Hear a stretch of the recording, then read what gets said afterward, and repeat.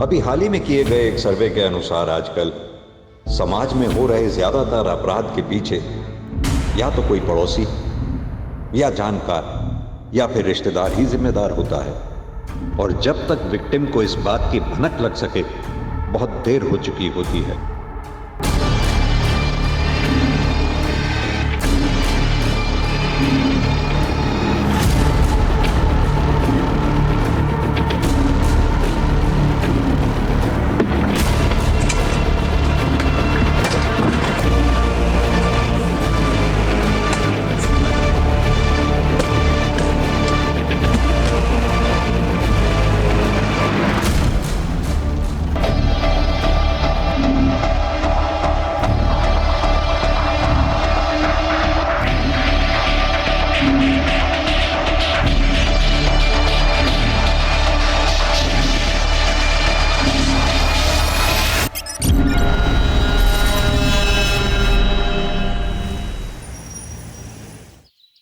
संध्या। हाँ आ रही हूँ। ये लीजिए आपका टिफिन।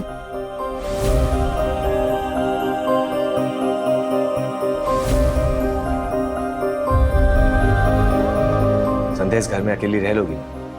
ये शहर, ये जगह तुम्हारे लिए बिल्कुल नहीं है। शादी के पूरे 3 साल बाद मुझे अपना कहने को घर और संसार मिला है। आप यहाँ अकेले थे, वहाँ मायके में मैं अकेली थी। अब जाके हमारा अपना घर संसार शुरू हो रहा है। आप देखिएगा, मैं इस घर को ना बड़ी अच्छे से सजाऊंगी। फिलहाल तो ये घर किराए का है, लेकिन बहुत जल्दी अपना घर होगा। जैसा भी होगा, है तो अपना ही घर ना। अच्छा सुनो, ऑफिस के लिए लेट हो गया, चलता हूँ। अच्छा, अपना ख्याल रखना। आप भी। बाय। बाय।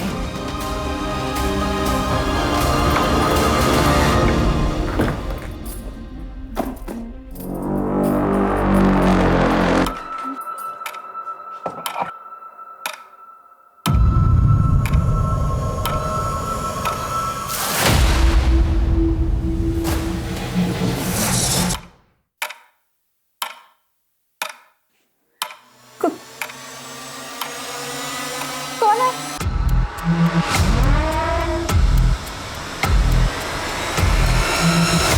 कौन है?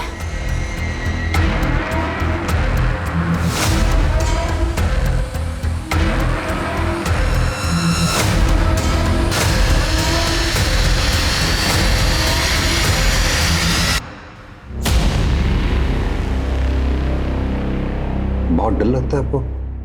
नहीं, तो प्रॉब्लम क्या है? डिप्रेशन। मर जाने को दिल करता है। लाइफ की ये टेंशन मुझे बर्दाश्त नहीं हो रही है। आपके अंदर काफी कुछ दबा हुआ है जो आपको बाहर लाना होगा। मैं आपकी मदद करूंगा, जज भी नहीं करूंगा आपको। अरे बाबा, झगड़ा नहीं करूंगा। अच्छा तुम बैठो। अब बताओ, क्या प्रॉब्लम है? दोपहर में मैं जब घर ठीक कर रही थी तो मुझे ऐसा लगा कि यहाँ कोई है। इस घर में आने जाने के 2 रास्ते हैं, एक बाहर की तरफ खुलता है और एक गार्डन की तरफ। और जैसा तुमने बताया कि दोनों दरवाजे बंद थे, इस शहर में नहीं, इस घर में भी तुम अकेली, सिर्फ तुम्हारा वहम होगा। एक काम करते हैं, तुम्हें चीयर अप करने के लिए एक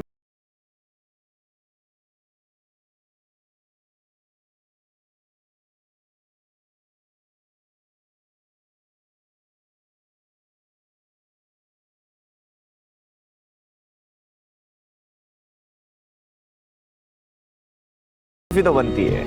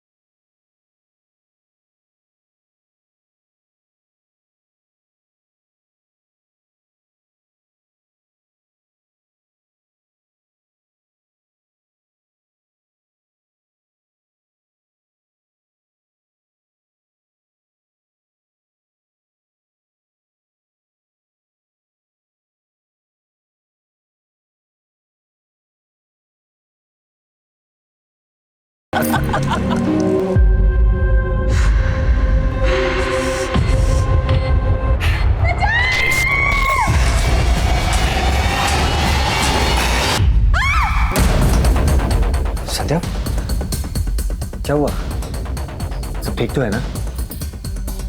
यहाँ कुछ तो है, मतलब इस घर में कुछ तो गड़बड़ है। मुझे बहुत डर लग रहा है। ये सब तुम्हारा वहम है, कुछ भी नहीं है। देखो नहीं नहीं, कुछ है यहाँ पे, कुछ तो है। अच्छा अच्छा ठीक है, मैं हूं ना तुम्हारे पास। तुम सो जाओ, सो जाओ।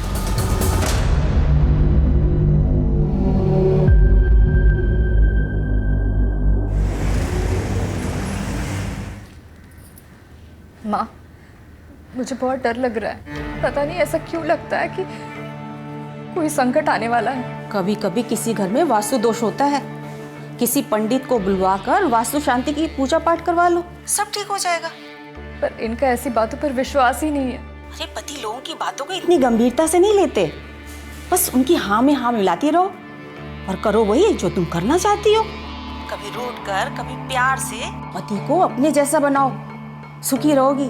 और सुनो, तुम्हारे चाचा जी भी तो वहीं रहते हैं ना, मैं उनको ना फोन कर देती हूँ, वो किसी ना किसी पंडित को जानते होंगे। ठीक है माँ, रखती हूँ। मुझे ऐसा लगता है इस घर में वास्तु दोष है। हम पंडित जी को बुलाकर वास्तु दोष हटाने के लिए पूजा पाठ करते हैं ना, फिर सब ठीक हो जाएगा। देखो संध्या, ये ग्रह नक्षत्र वास्तु ये सब बेकार की बात है। शादी के बाद 3 साल तक मुझे मायके रहना पड़ा। मैंने कभी कुछ नहीं कहा।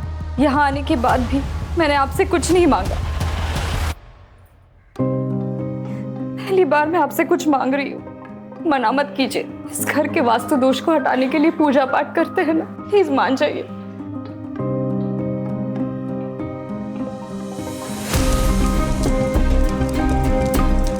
ओम भू स्वाहा तत्सवितुर्वरेण्यं भवे सर्वार्थ साधिके शरण।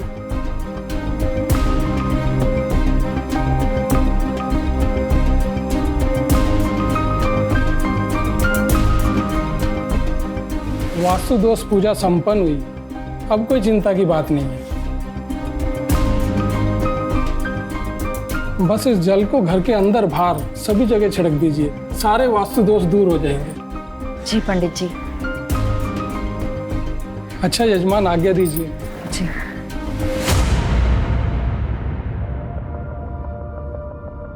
सुनिए, ये आपका टिफिन। संध्या, लेट हो रहा ऑलरेडी।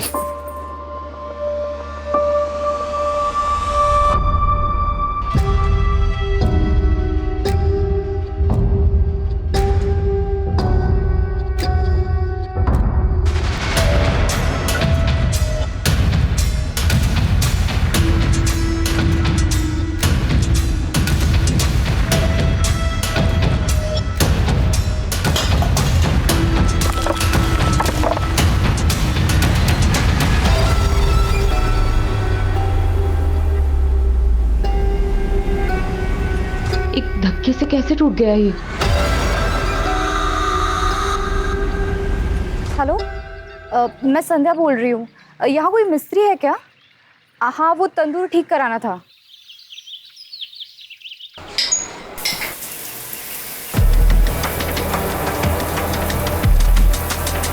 तुलिका, टॉवल देना।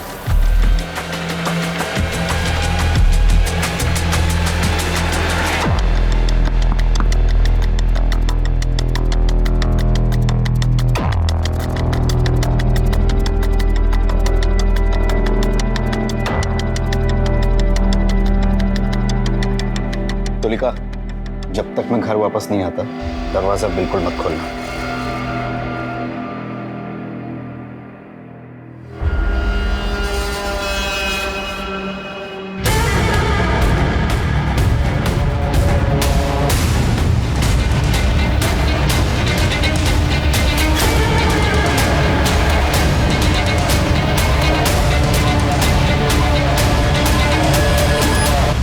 तुलिका, अब तो मैरिड लाइफ कैसी चल रही है?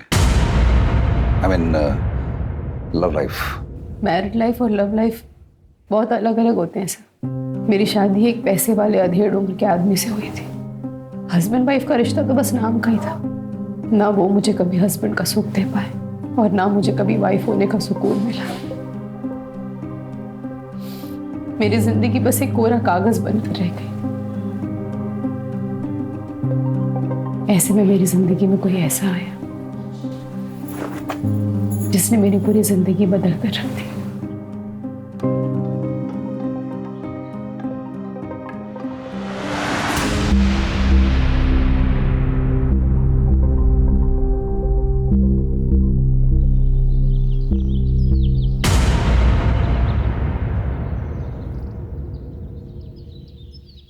ऐसे क्या देख रहे हो?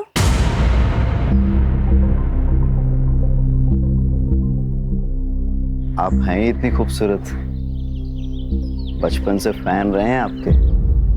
लगता है आपने हमें पहचाना नहीं। रजत? बाप रे, कितने बड़े हो गए तुम। नहीं। अरे वाह, मुझे तो नाश्ते पे किसी ने बुलाया ही नहीं। तुम कोई मेहमान हो क्या? फैमिली मेंबर हो। हक से बैठो और हक से खाओ।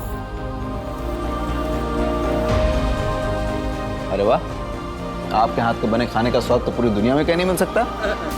एक और दो।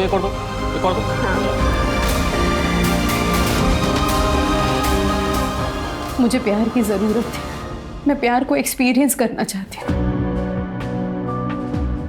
पर पता नहीं था मुझे कि वो प्यार मुझे एक ऐसे रिश्ते से मिलेगा जिसे पाप समझा जाता है। मैडम, इसकी तो बहुत ज्यादा हालत खराब हो चुकी है। अगर इसको रिपेयरिंग करूंगा ना तो धड़धड़ा के गिर जाएगा। इससे बढ़िया का नया बना के दे दूं आपको।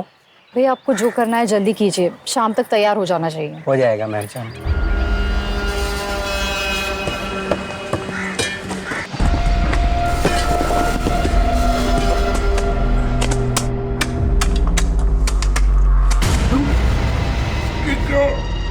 मैडम को बुला ले।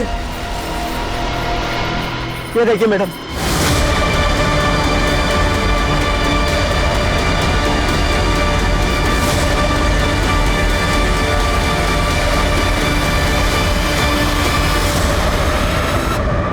देखने में तो लाश 8-9 महीने पुरानी लग रही है। तो लाश तो आधी से ज्यादा डिकम्पोज हो चुकी है। कौन रहता है इस मकान में? मेरा नाम है श्याम श्रीवास्तव। ये आप ही का मकान है? नहीं सर, हम तो किराए पे रहते हैं सर। इसके मालिक तो बगड़िया जी। मैंने उन्हें फोन किया, वो आते ही होंगे। कब से रह रहे हैं किराए पे यहाँ? सर 7 महीने हो गए। मेरी वाइफ तंदूर का काम करवा रही थी सर। खुदाई करवाई तो नीचे लाश निकली। इस तंदूर का इस्तेमाल करते थे आप लोग? हाँ सर, अभी कुछ दिन पहले किया था सर। वो ये फोटो भी खींची थी सर। बगड़िया जी आ गए। आप लोग जरा वहाँ इंतजार कीजिए। जी आइए बगड़िया। आपको पता है आपके घर में बने तंदूर के नीचे लाश मिली है हमें? पता नहीं सर, मैंने तो ये घर सोलंकी से 8 महीने पहले खरीदा और भाड़े पे चढ़ा है। सारा लेन देन नरेश एजेंट और प्रॉपर्टी साइट के जरिए हुआ। नरेश ही तो संभालता है यहाँ सब। सर, सोलंकी साहब अपने घर को बेचकर अपने बेटे के पास अफ्रीका शिफ्ट होना चाहते थे, तो मैंने उनके घर को बेचने की ऐड ऑनलाइन साइट पर चढ़ा दी। साथ में कुछ फोटोज़ भी डाल दिए सर। सर, वो मेरा ऑफिस का जो लड़का है वो फ़ोटोज़ काफ़ी अच्छी लेता है, तो घर की पिक्चर्स काफ़ी अच्छी आई तो ग्राहक भी तुरंत मिल गया। कब की बात है ये? सर, कुछ 8-9 महीने पहले की बात होगी। तब भी इस घर में तंदूर था? सर पता नहीं, शायद हो भी सकता है। वैसे सर इस दौरान हमने कंस्ट्रक्शन तो कुछ नहीं किया इस घर में। अच्छा ये बताओ, इन दोनों से पहले इस घर में कौन कौन रह के गया? सर मैं सारी डिटेल्स निकाल कर आपको बताता हूँ। लेके आओ। चलता हूँ सर। राजीव सर, इससे पहले इस मकान में जितने भी लोग रह के गए हैं सबकी डिटेल्स पता करो। Right sir. इस कपल की बैकग्राउंड चेक करो। सर।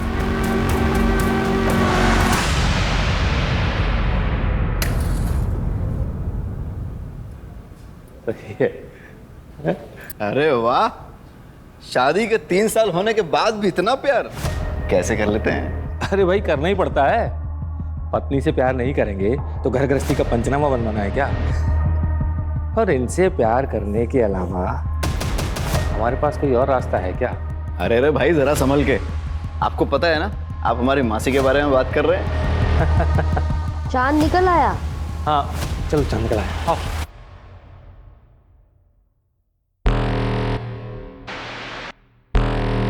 हर शादी प्यार के भरोसे पर नहीं चलती। कुछ शादियां मजबूरी की वजह से चलती रहती हैं। अगर आपकी शादी में सब कुछ ठीक ठाक था तो ऐसी कौन सी मजबूरी थी जो आपको परेशान कर रही थी? मजबूरी नहीं सर, ज़रूरत। मेरे पति का पहला और आखिरी प्यार उनका बिजनेस और पैसा ही है। मेरी ज़रूरतों का तो उन्होंने कभी ख्याल ही नहीं रखा। अपनी इच्छाओं को दबाने के लिए रोज रात को ठंडे पानी से नहाना पड़ता था सर। और ऐसे ही एक रात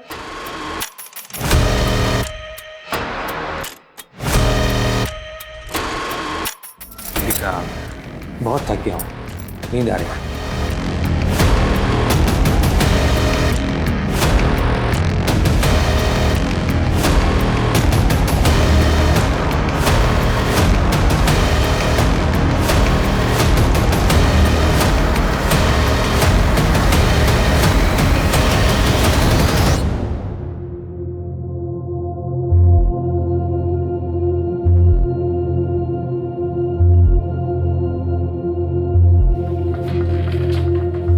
सुनिए, आप इतनी रात को नहा धोकर? तुम नहीं समझोगे। पढ़े लिखे हैं हम, सब समझते हैं और आपकी तकलीफ भी समझते हैं, लेकिन आप फिक्र मत कीजिए, हम हैं ना।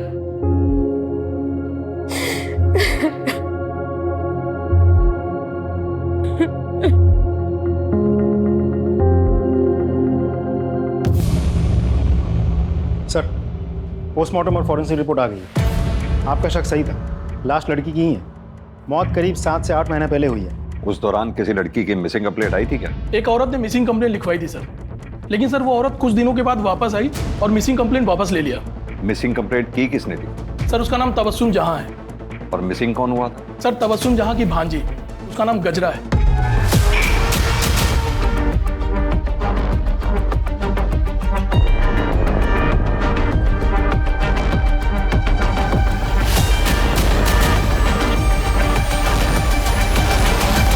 तबस्सुम का पता निकालो और उसे पूछताछ करो। लेकिन सर जो तबस्सुम जहां का एड्रेस है वो रेड लाइट एरिया का है सर। साहब, उस घर में ना कुछ बाराती रुके हुए थे, नाच गाने की फरमाइश थी, तो मैंने अपनी एक लड़की गजरा को वहां भेज दिया, पर वो वापस आई ही नहीं। तो फिर मैंने पुलिस थाने जाकर रिपोर्ट लिखवा दी। फिर वो दूसरे दिन ही वापस आ गई, पूरा बाटली मार के बेवड़ी पड़ी थी। फिर जैसे ही उसको होश आया तो वो घर पे आ गई। फिर मैंने भी थाने जाके रिपोर्ट वापस ले ली। गजरा है कहाँ, बुलाइए। उसे टीबी हो गया था ना साहब, तो नाच गाना छोड़ के वो अपने गांव चली गई। उसका फोन नंबर दीजिए। नंबर था साहब, लेकिन मोबाइल मैंने दिया था ना उसको, तो जाते समय वो मोबाइल दे के गई। ठीक है, तो पुराना वाला नंबर दे दीजिए। साहब वो तो मैंने बेच दिया मोबाइल। घर का पता तो होगा, वो दे दीजिए। मेरे पास नहीं है साहब। राजीव, दाल में कुछ काला है, गजरा को ढूंढो पहले तो। और हाँ, इस तबस्सुम की भी डिटेल्स निकलवाओ।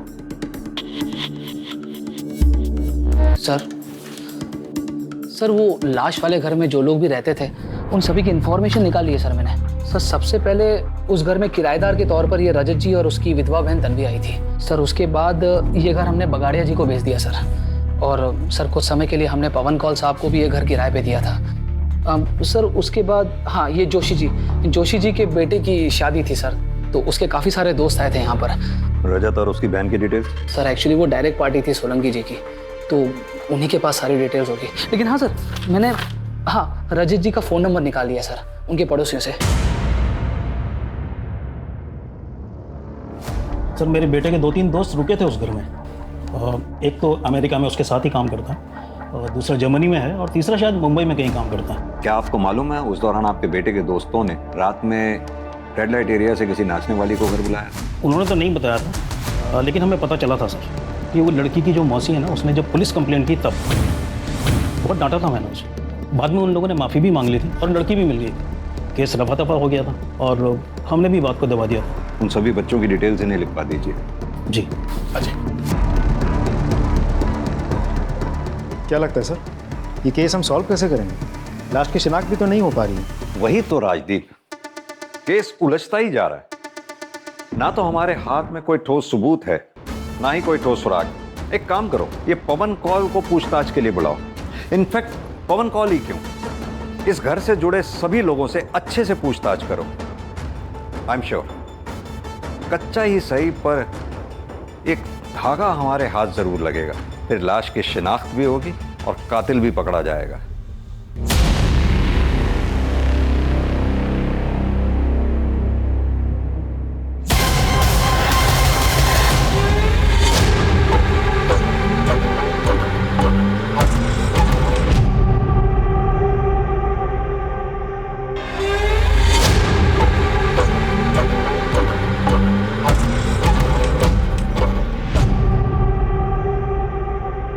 पर सर हमारा एक और फ्रेंड था समीर, काफी टाइम से उससे कोई कांटेक्ट नहीं हुआ है। वो शायद मुंबई में रहता है सर।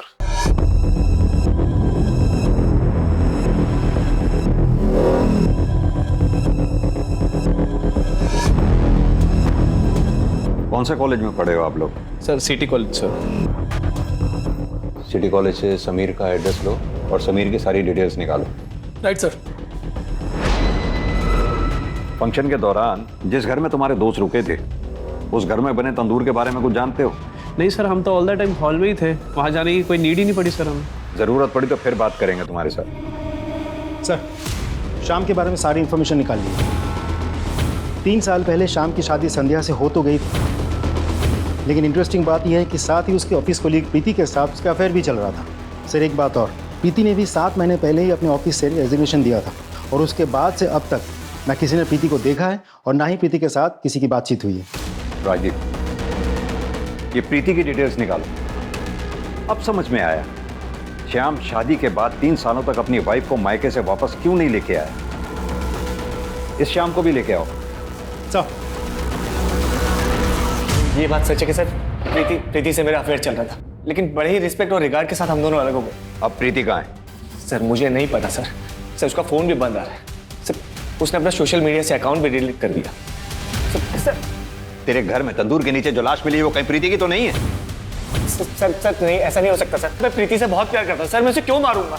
ऐसा भी तो हो सकता है कि प्रीति को तेरी शादी के बारे में पता चल गया था और तुझे इस बात का डर था सबके सामने हुआ कि पोल ना खोल दे, इसकी वजह से तूने उसको मार दिया ना?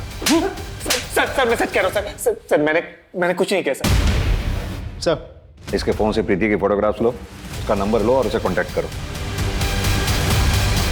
फोन दे। सर नंबर तो डज नॉट एग्जिस्ट बता रहा है। प्रीति का फोन बंद होने से पहले कहां पे एक्टिव था, उसकी लास्ट लोकेशन पता करो, उसके कॉल डिटेल रिकॉर्ड्स भी निकालो, प्रीति के ऑफिस के रिकॉर्ड से उसका परमानेंट एड्रेस भी पता करो। सर फोन कॉल आया है, बुलाओ उन्हें। जी सर।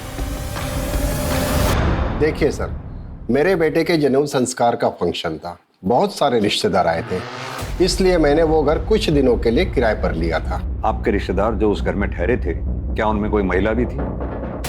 नहीं सर, वहाँ तो सारे जेंट्स रुके हुए थे, सारी लेडीज मेरे घर पे रुकी हुई थी और उनमें से कोई भी ना तो गायब है और ना ही किसी की डेथ हुई है। उस घर में आपने अपने रिश्तेदारों के लिए क्या किसी तंदूर का इस्तेमाल किया था? सर सारा खाना तो मेरे घर पे बन रहा था और ये एक धार्मिक कार्यक्रम था, इसलिए भोग तो अपने घर की रसोई में ही बनता है ना, फिर मैं वहाँ तंदूर क्यों लगवाऊंगा। ठीक है मिस्टर कौल, अभी आप जा सकते हैं, जरूरत पड़ी तो फिर बुलाएंगे आपको। Thank you sir. अब सिर्फ रजत ही बचा है। राजीव, भोपाल जाके रजत से अच्छे से पूछताछ करो। सर।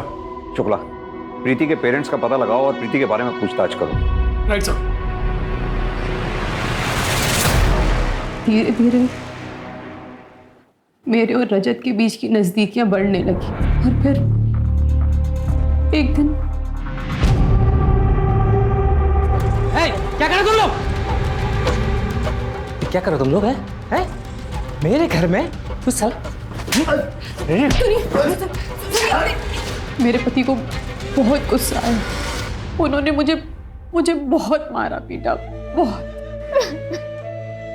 आप इतना सब कुछ सह क्यों रही हैं? आप पढ़ी लिखी हैं, अपनी नई जिंदगी दोबारा शुरू कर सकती हैं।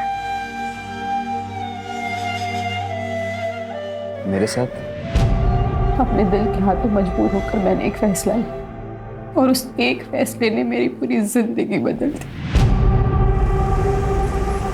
प्रीति ने तो हम सबसे ही रिश्ता तोड़ दिया है, हम नहीं चाहते थे कि वो अकेले इंदौर जाए और वहां जाकर नौकरी करे, पर उसके तो शुरू से ही बड़े बड़े सपने थे। बस उन्हीं को पूरा करने के लिए घर छोड़कर चली गई। जब से गई है ना कोई कॉल ना कोई मैसेज। देखिए, हमें एक लाश मिली। बॉडी की शिनाख्त के लिए हमें आप दोनों लोगों के डीएनए सैंपल की जरूरत है।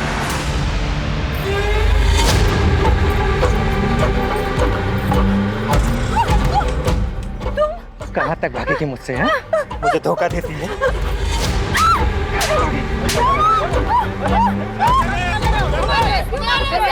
पागल है भाई साहब, पता नहीं कब से मेरा पीछा कर रहा है। कहीं से भी खोद के जिंदा गाड़ दूंगा तुझे।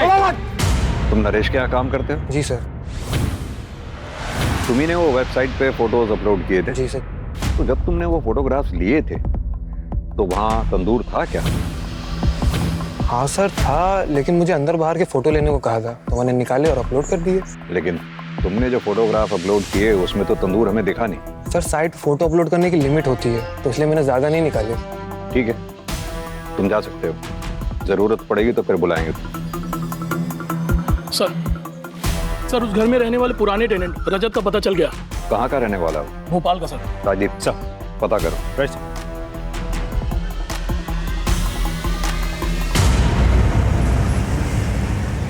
हाँ सर, हम वहीं पे रहते थे अपनी बहन के साथ। आपका नाम? तन्वी। और वहाँ का तंदूर भी कभी कभी इस्तेमाल करते थे। लेकिन आप ये सब क्यों पूछ रहे हैं? क्योंकि आपके पुराने घर के तंदूर के नीचे से हमें ये लाश मिली है। क्या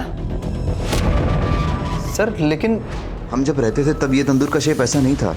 क्या ये वही तंदूर नहीं है? Are you sure? 100% सर।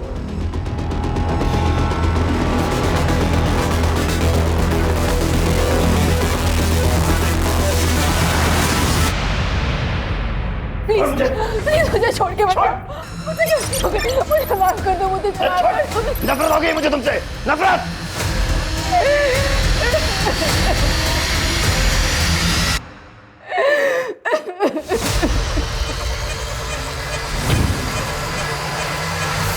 रजत ने राजदीप को बताया कि उसने पिक में जिस तंदूर की फोटोग्राफ देखी वो वैसी नहीं है जैसी उसने उस घर में देखी थी। यानी कि ये जो कुछ भी घटना घटी है वो रजत के मकान छोड़ने के बाद घटी।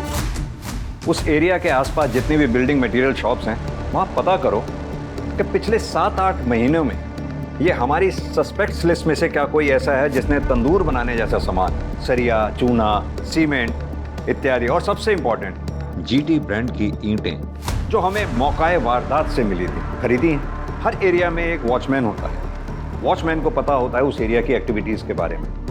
इस एरिया के वॉचमैन से बात करो, देखते हैं क्या बताता है।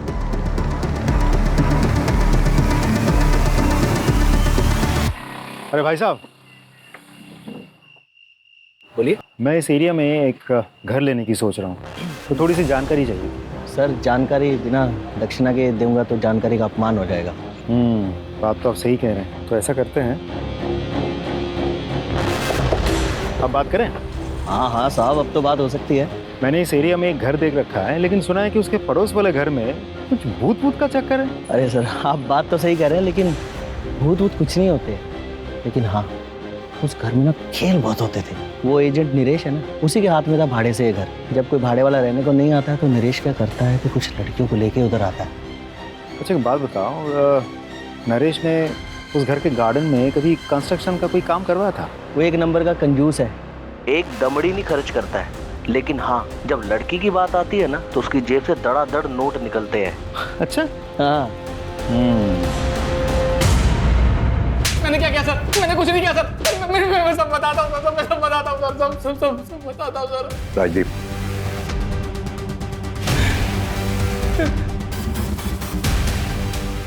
बता।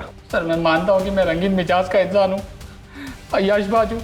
उस घर में मैं लड़की लेकर आता था पैसे देकर एंजॉय करने के लिए, लेकिन सर मैंने किसी का मर्डर नहीं किया सर। मैंने सच्ची में किसी का मर्डर नहीं किया सर। ये भी तो हो सकता है तूने किसी को अय्याशी के लिए बुलाया हो, किसी बात पे अनबन हो गई हो, तुझे गुस्सा आया, तूने उसे मार दिया, गाड़ दिया वहां पर, अब हमारे सामने शराफत का नाटक कर रहा है। नहीं सर। राजदीप सर, इसकी सारी हिस्ट्री और ज्योग्राफी निकालो। सर मेरा यकीन मानिए सर, मैंने कुछ नहीं किया। मैंने कुछ नहीं किया सर।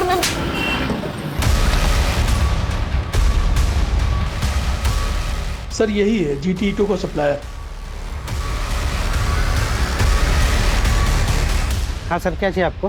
पिछले 8-9 महीनों में आपकी दुकान से किस किस ने कंस्ट्रक्शन मटेरियल खरीदा है, जैसे कि इस तरह की ईंटें? सर हमारे पास हर खरीद का रिकॉर्ड रहता है, मैं जितने जल्दी हो सके आपको सब डिटेल पहुंचा दूंगा। ठीक, thank you. Sir forensic report आ गई है सर। सर डेड बॉडी की उंगलियों में कुछ बाल फंसे हुए थे सर, लेकिन उन बालों का DNA डेड बॉडी के साथ मैच नहीं कर रहा सर। वो बाल जरूर उस कातिल के होंगे। एक काम करो, नाखून से मिले बालों का DNA हमारे केस से जुड़े सारे सस्पेक्ट्स के DNA से मैच करके देखो, जरूर उस कातिल के होंगे। और वो रेड लाइट एरिया वाले खबरी के बारे में कुछ पता चला? सर वो अभी मुंबई गया हुआ, आज शाम को वापस आएगा सर। ठीक है सर। बताओ अब्दुल, क्या खबर है? गजरा वापस तो नहीं आई थी, पर पता नहीं तबस्सुम सबसे कहती फिर रही थी गजरा वापस आ गई। सुनने में ये भी आया है तबस्सुम ने गजरा का सच छुपाने के लिए काफी मोटी रकम ली है। हाँ साहब, ये बात सच है कि जोशी ने मुझे बहुत सारे पैसे दिए गजरा का केस वापस लेने के लिए। ये भी झूठ बुलवाया कि उसे TB हुआ है और वो वापस अपने गांव लौट गई है। ये सब उन लड़कों की वजह से हुआ है। खानदान के नाम पर कालिक पुत जाती, इसलिए हमने तबस्सुम को लाखों देकर उसका मुंह बंद करवाया। हुआ क्या था? वो बैचलर्स पार्टी के अगले दिन जब मेरा बेटा और उसके दोस्त जागे, उन्होंने देखा कि ना तो वहां पे गजरा थी और ना ही समीर था। समीर गजरा को लेकर भाग गया था सर। दोनों मेरे बेटे और उसके दोस्तों के वॉलेट और सारे वैल्यूएबल्स लेकर भाग गए थे सर। पुलिस कंप्लेंट क्यों नहीं लिखवाई थी तुम? अगर पुलिस कंप्लेंट हो जाती तो मेरे बेटे का रिश्ता नहीं टूट जाता और ग्रीन कार्ड बनने ही वाला था उसका। हमारी तो सारी मेहनत बेकार हो जाती है सर। क्या चाहते हैं आप मिस्टर जोशी? आपकी कहानी पे विश्वास करें? यह भी तो हो सकता है ना कि गजरा को आपके बेटे और उसके दोस्तों ने मिलकर मार दिया और फिर वहां गाड़ दिया हो और अपने पैसे के बल पर तबस्सुम का मुंह बंद करवा दिया। और फिर आपने कहा बच्चे विदेश चले गए, क्योंकि आप अच्छी तरह से जानते हैं हम अपने तरीके से उन्हें इंटेरोगेट करना चाहे तो उन्हें इंडिया बुलाना मुश्किल है। क्या खूब कहानी बनाई है आपने। राजदीप सर, इनसे अपने तरीके से पूछताछ करो और इनके बेटे और उसके दोस्तों को इंडिया बुलाने की व्यवस्था करो। अब मैं इन सेशंस के लिए नहीं आ पाऊंगी। क्यों? वो मेरा पति, वो मेरी जान का दुश्मन बना हुआ है। मुझे तो लगता है जैसे वो मुझे जान से ही मार डालेगा, इसलिए आप कुछ दिन में घर से ही नहीं निकलूंगी। तो आप पुलिस की हेल्प लीजिए ना। पुलिस के पास जाऊंगी तो दुनिया भर को सब कुछ पता चल जाएगा, सब मेरा मजाक उड़ाने लगेंगे और ये सब मैं बर्दाश्त नहीं कर पाऊंगी। एक काम कीजिए, आप ये रखिए, इसमें मेरा नंबर है, अगर आपको मेरी कोई जरूरत लगे तब जरूर कॉल कीजिए। Thank you.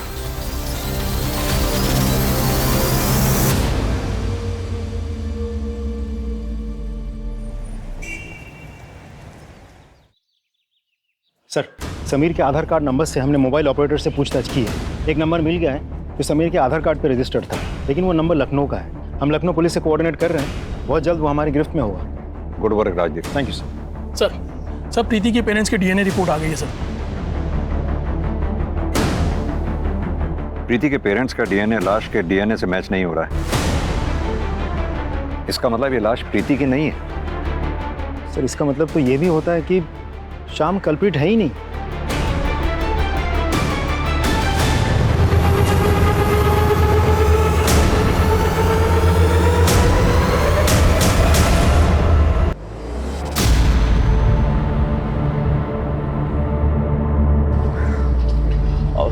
सर, मैं हूं समीर। आप लोग मुझे ही ढूंढ रहे थे और ये है गजरा।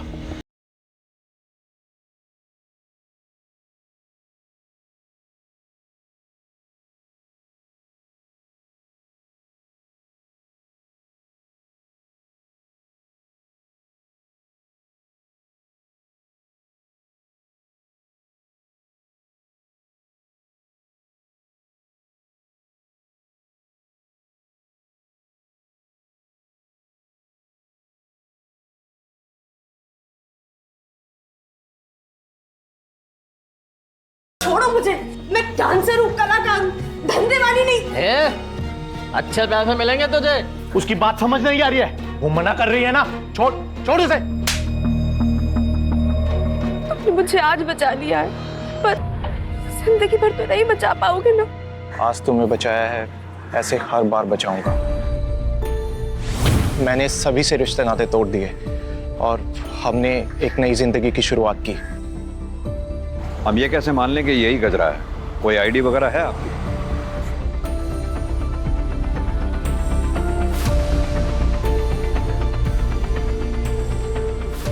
पता है समीर, रोजाना हम अपराधियों से, घटिया लोगों से, जुर्म करने वालों से मिलते हैं, लेकिन तुम जैसे लोगों की वजह से ही इंसानियत जिंदा है। Proud of you.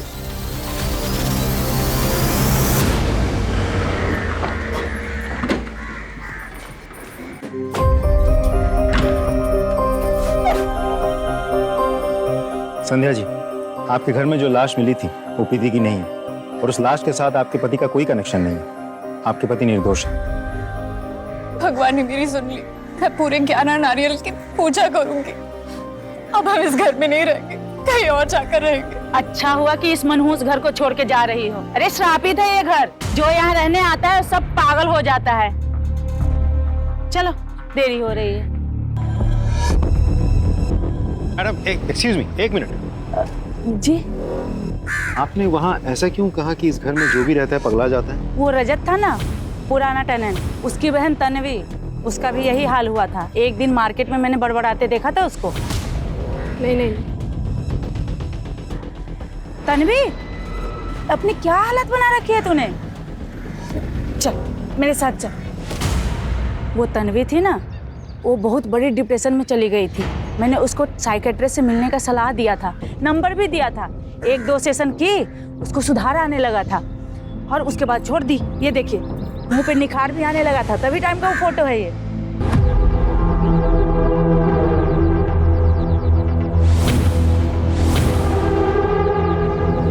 सर, मैं भोपाल में जिस तन्वी से मिला था और यहाँ जो तन्वी रहती है, दोनों में बहुत फर्क है सर। मैं आपको पिक दिखाता हूँ। ये देखिए सर, ये है असली तन्वी।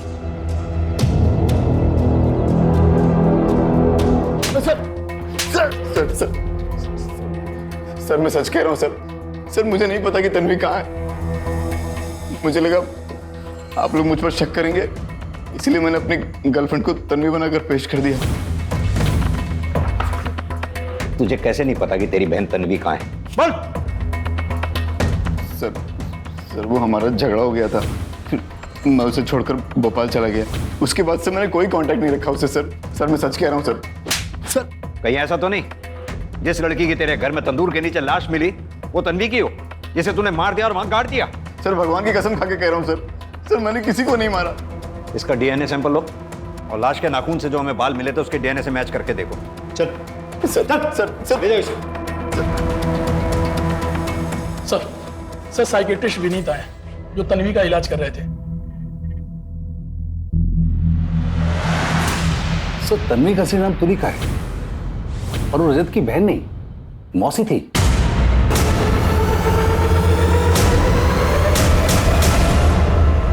सर, तुलिका को ये डर लग रहा था कि उसका हस्बैंड कहीं उसको मार न डाले, और हमारे लास्ट सेशन में तो वो ये भी कह रही थी कि वो कई दिनों तक घर से बाहर निकलेगी थी। मेरा पति, वो मेरी जान का दुश्मन बना, इसलिए आप कुछ दिन में घर से ही नहीं निकलूंगी। एक्चुअली डर के मारे उसकी हालत काफी खराब हो रही थी। ठीक है डॉक्टर साहब, आप जा सकते हैं। Thank you.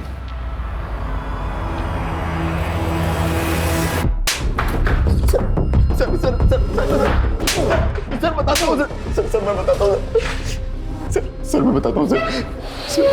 बता। सर तुलिका मुझे बहुत अच्छी लगती थी सर। फिर हमारा अफेयर शुरू हुआ और फिर हम दोनों घर छोड़कर भाग गए सर। लेकिन सच कह रहा हूँ सर मैंने किसी को नहीं मारा सर। मैंने तुलिका को किसी को नहीं मारा। तुलिका तेरी मासी है या कुछ और?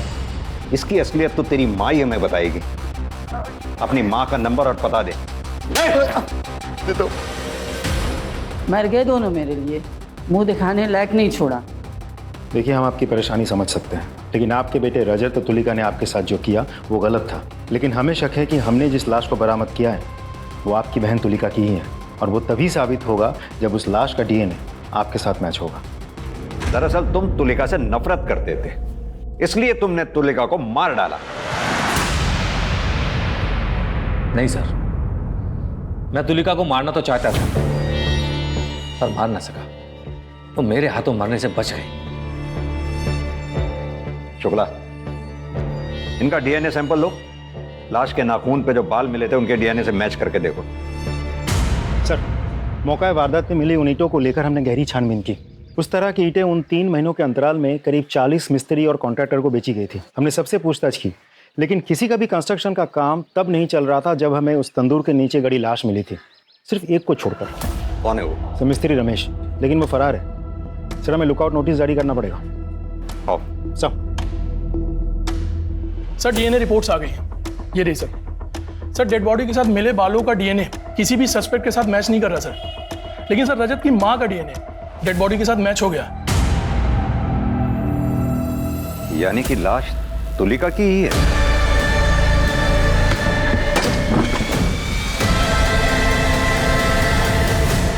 ये तुलिका के कॉल डिटेल रिकॉर्ड्स निकलवाओ। Right sir. सर, मिस्त्री रमेश के बारे में पता चल गया, दीवार में कहीं छुपा बैठा है। ले आओ सर।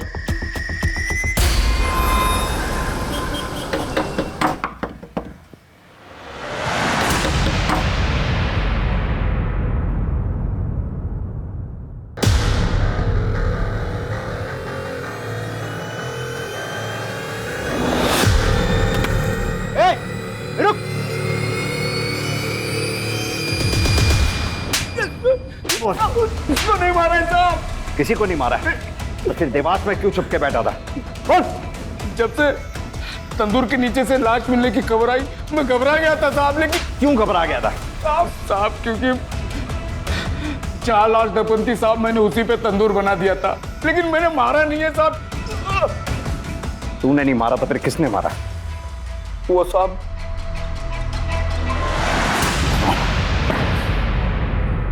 मैंने कोई मर्डर नहीं किया है।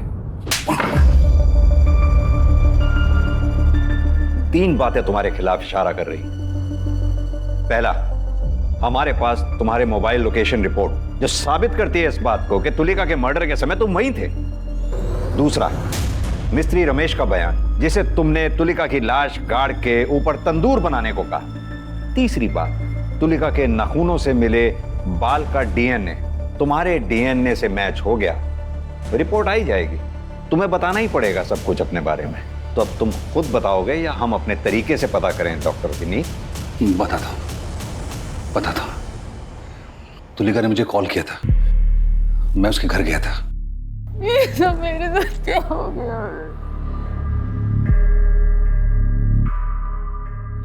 चलो।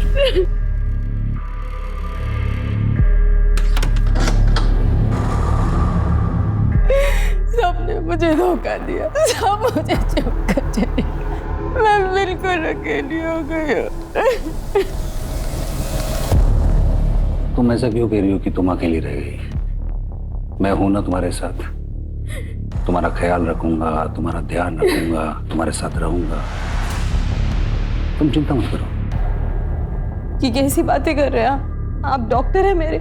तुलिका, मैं तुम्हारा डॉक्टर हूं, तुम्हारे सारे राज जानता हूं, और मैं ये भी जानता हूं कि तुम्हारे अंदर कितनी आग है। मैं जानता हूं कि तुम्हारे अंदर बहुत आग है। क्या कर रहे हैं? तुम्हारे इसी आग ने मेरे अंदर की आग को जला दिया है। क्या बकवास कर रहे हैं?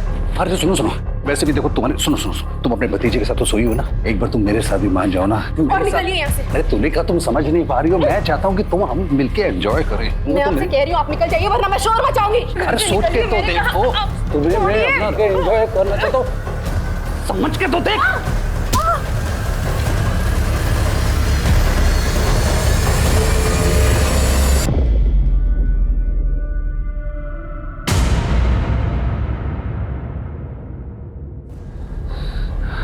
रमेश, डॉक्टर विनीत बोल रहा हूँ। उसके बाद मैंने रमेश को बुलाया, तंदूर तोड़वा के मैंने उसी के नीचे तुलिका की लाश गड़वा दी।